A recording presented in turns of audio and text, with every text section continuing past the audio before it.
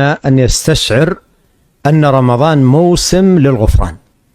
ومر معنا أحاديث غفر له ما تقدم من ذنبه في الصيام وفي القيام، فهو موسم عظيم من مواسم غفران الذنوب.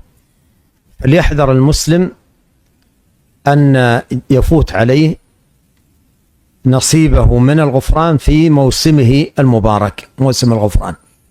ولهذا حذر النبي عليه الصلاة والسلام من ذلك أشد التحذير، قال: رغم أنف امرئ دخل رمضان ثم انسلخ ولم يغفر له.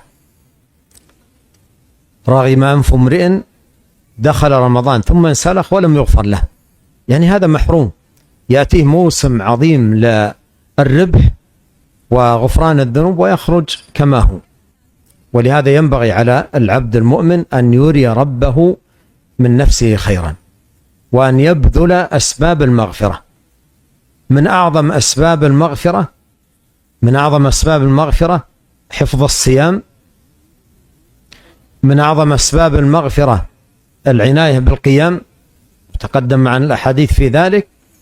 وأيضا من أعظم أسباب المغفرة العناية